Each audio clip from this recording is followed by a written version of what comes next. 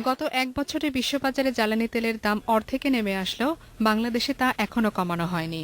তেল সরবরাহকারী প্রতিষ্ঠান বিপিসি দীর্ঘদিন ধরে লোকসানের মুখে থাকায় তেলের দাম কমাচ্ছে না সরকার। তা নিয়ে সরকারের ভেতরও রয়েছে দ্বিধা। আর বিষয়টি নিয়ে বিশ্বব্যাংক সরকারের নীতি নিয়ে প্রশ্ন তুলেছে বলে জানা গেছে।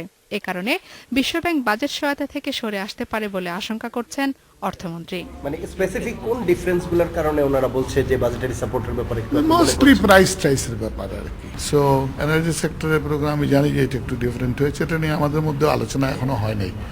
সো এইটা পেরুতে I think we will have some discussion. এটার কারণে কি বাজেট সাপোর্ট পাওয়াটা একটু কঠিন হয়ে যাচ্ছে? হ্যাঁ ওই যে পলিসি কিছু তারা যেসব অরিজিনালি সাজেস্ট করেছিল আমাদের এখানে তারা বলছে যে এরকম করতে পারবে না, অন্যরকম করতে হবে। So we have to find some compromise সামহার হবে। অবশ্য অর্থমন্ত্রী এও জানিয়েছেন সহসাই জ্বালানি তেলের দাম কমাতে চায় না সরকার। আমরা কি দামে দিচ্ছি আনবিলিভেবল। আমরা দিচ্ছি আমাদের বেস প্রাইস ফর পেট্রোলিয়াম, যার বেশি আমরা প্রাইস নির্ধারণ করি সেটা মাত্র $30 আছে।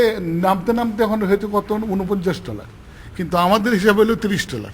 বিশ্বব্যাংকের উন্নয়ন সংস্থা থেকে বাংলাদেশ যে ঋণ নেয় সেই সহায়তার ধরন নিয়ে সংস্থাটি নতুন করে চিন্তা করছে বলেও জানিয়েছেন অর্থমন্ত্রী। এতে বাংলাদেশের তেমন কোনো সমস্যা হবে না বলে তার মত।